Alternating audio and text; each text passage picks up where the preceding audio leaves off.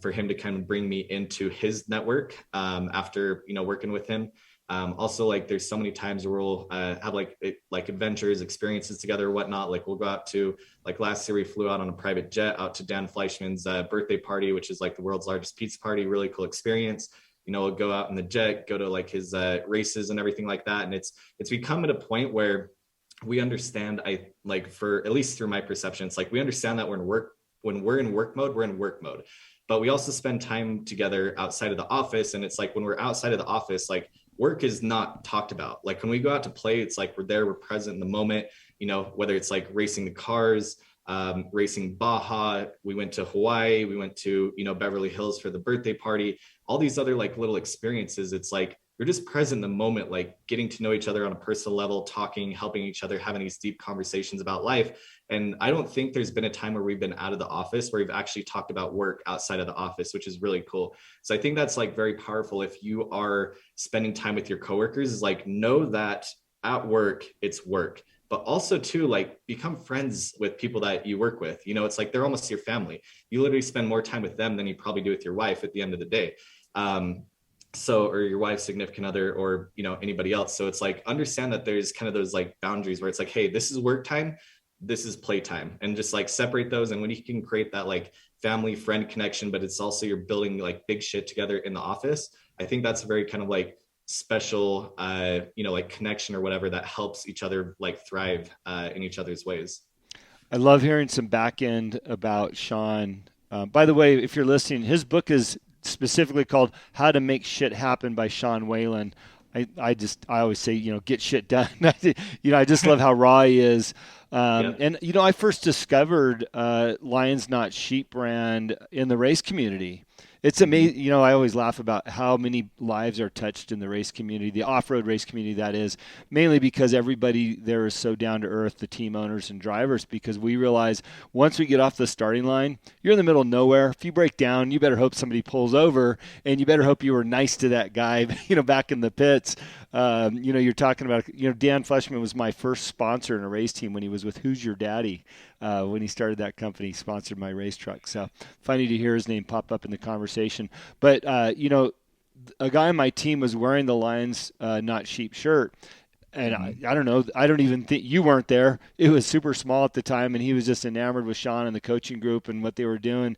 And as that evolved, I got to follow along the story because this kid was so passionate about it. So I always paid attention. And then ultimately I met Sean because he was looking to buy a truck. When I think about that, though, this was it was just a brand. No offense, but it really had no depth behind it, right? It looked cool, but you had to ask, well, what does that mean? And then you had to dig a little bit further. Then you learned a little bit about Sean.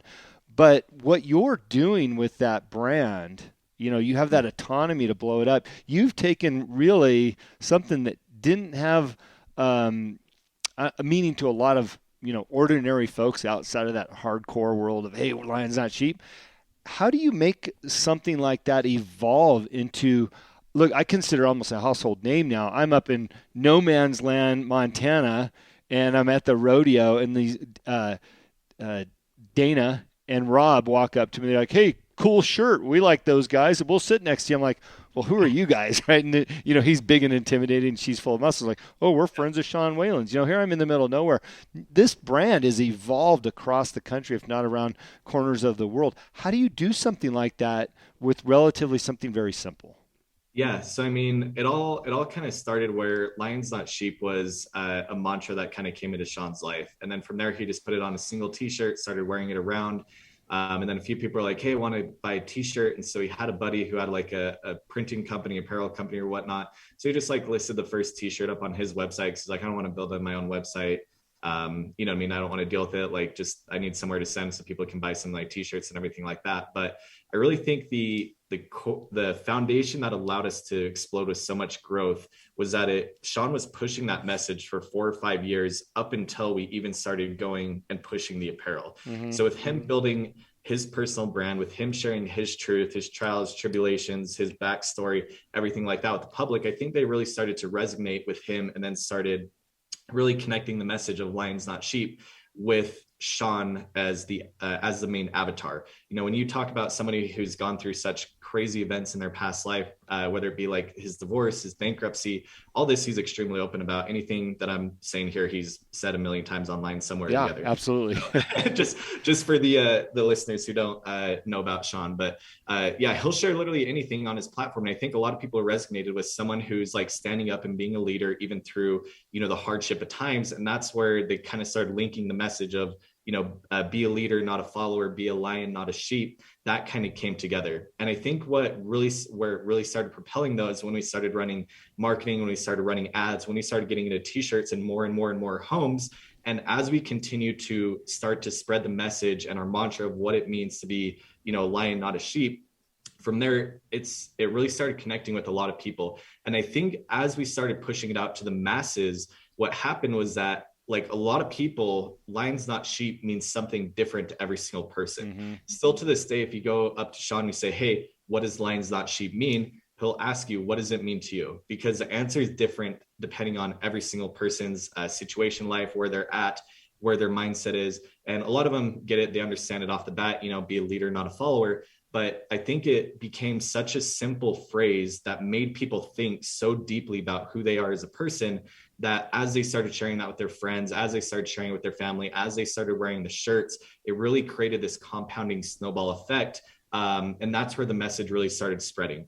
We have like customer reviews that come in and people literally say like, hey, every time I feel like when I put my Lions Not Sheep shirt on, I feel like I'm literally putting on like battle armor. Like, people, at the end of the day, from a marketing perspective, people are billboards and they want to wear brands that they support, and they want to wear brands that they support. And they also want to wear brands with messages that resonate deep inside of them. So it's really cool to have such a powerful brand that's literally 3 simple words that people wear very, very often. It's crazy, but like, there's a reason that you see so many people wearing Lions Not Sheep t-shirts. Although their closet may have 100 different t-shirts in there, that's the one that they're wearing almost on a daily basis, because, like, especially in the time and the environment that we're in the political environment and everything like that, people want to be that leader. People are tired of, following the sheep. They're tired of being told what to do. And everybody's like at a point where I think they're like, I want to live my fullest and truest life. I want to make everything come true. And the only way to do that is to step out front and become that leader. So it's really cool because that brand aligns with that message so much. And I think we're in such a time and place where that's so important to people, that also kind of helped amplify and pour some gas on the fire to spread that message even further. It's interesting. In the 70s and 80s, we wore T-shirts that said Coors Light on it because we wanted people Yep. to know, hey, we're looking forward to the weekend. Now we live in a political environment where you want people to know exactly where you stand on what side of the fence line you're going to be on. Let me ask you something. You use that term, Sean being an avatar, and I love that because it's really descriptive about what role he plays. Do you think a brand has to have that type of avatar, or do you think the messaging itself could be enough to resonate and launch a brand? I think in today's day and age, if you want to build a successful company, you need someone who's the face of your brand. Mm-hmm. It's like there's so many big corporations out there. Like, I don't know who the owner of Nike is. I don't know who the owner of Oakley is. I don't know who the owner of like Samsung is. Like, none of this. Like, people want that kind of personal touch and that personal feeling. And I feel like bringing someone in as the face of the brand, who's typically 99.9% of the time it's going to be the owner, founder of the company. When people see what the owner, what the founder, what they stand for, what their core values are, and they align with it, they're a lot more likely to purchase whatever it is that you're selling. Mm-hmm. Whereas, like, you go to Home Depot, it's like, yeah, I'm here because I need something, but I really don't care outside of that. I can go to Home Depot, I can go to Lowe's, I can go to a local hardware store. It is what it is. But if the guy at the local hardware store is like, hey man, here's what I stand for, here's where I plant my flag, here's where I draw the line in the sand, and people are like, hell yeah, man, that resonates with me, I'm going to support you rather than going to Home Depot or Lowe's. It's like, I think that's such a crucial component right now in today's day and age, because people are tribal, so they want to be a part of something. And I think that's why it's so important to sharing that as a face, or being a face of the brand.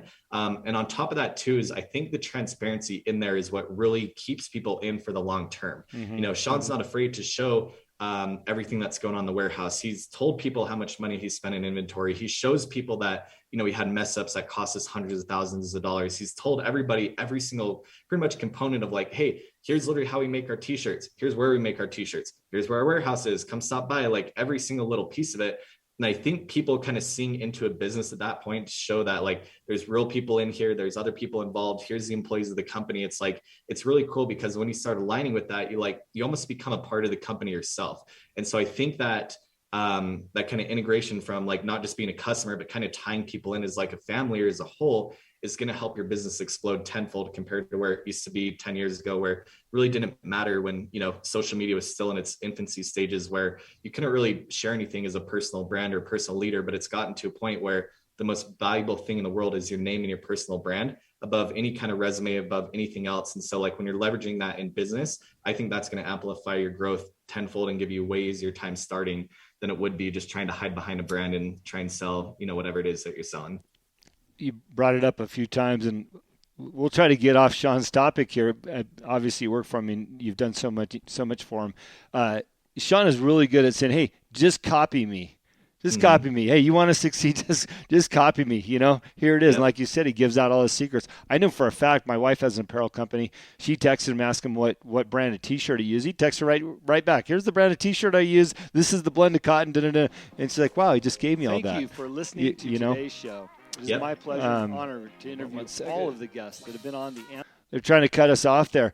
Hey, Alex, I wanted to ask you, okay, so you've got this side, I don't want to call it a side hustle if that's not what it is, but you have a business. It's a course, Scale Your Shopify Store. And I'm thrilled that you're offering that to people because obviously the tools that you have and you've utilized are, they're priceless to a degree. Yep.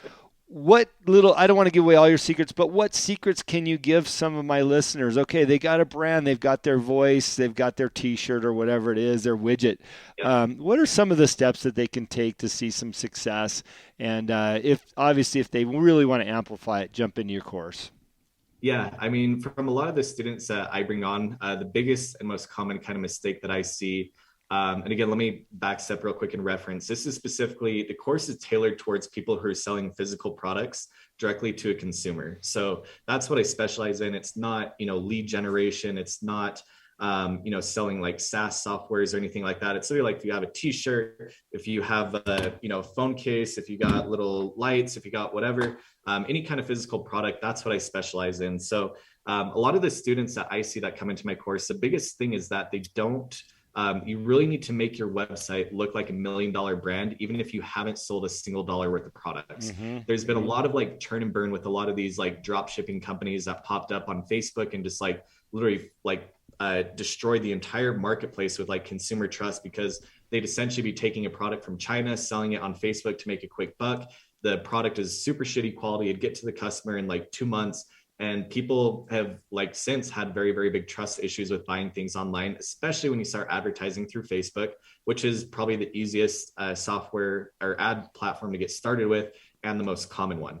So when you're running Facebook ads to your website, number one, have a great quality product, like have something that people actually want, like take time to build a quality product. If you're trying to sling something for a quick buck, you're going to go the wrong direction. You may be able to make a few bucks here and there, but eventually you're going to get shut down and it's not worth it at the end of the day. So have a great quality product. The other thing is have great imagery and videos of your product. Work with a graphic designer who has a background in branding and graphic design, because when you can do some professional photography of your photos, when you can get some professional videos made, when you can get some actually branded graphics and not just stuff that you toss together on Canva or Photoshop, but you actually work with someone who understands branding elements, design elements, and everything like that. Literally when someone comes to your store and if they've never heard of you, when they have that perception where it looks like your brand's $1 million brand, again, even if you haven't sold a single dollar worth of product, your chances of them actually trusting you to give you their money and buy your product is tremendously higher. But if you go into a website of a company you've never heard of before and it literally looks like a kindergartner built it out, like, I'm sorry, but your chances of success, stumble from there tremendously. So to ask you, I'm sorry, to ask you about that website, a lot of people are using the Shopify platform to build a website. Yeah. Is that good enough, or do they really need to integrate and build out their own website, or is there a combination there? No. Shopify is the only platform that I recommend. I've toyed around with some of the others like Squarespace, WooCommerce, everything like that. There's a reason Shopify is the number one go-to for any kind of like online e-commerce stuff. Not only is like the website builder feature like super, super friendly and easy to use where you can, build your website, but the back end as well is like once you start getting some sales in, especially at high quantity, the back end is very, very organized for you to run your business as far as like fulfilling orders, adding products, keeping track of your stock, pulling your analytics, your financial reports, everything like that. So it's sort of an all-in-one program. And I think they're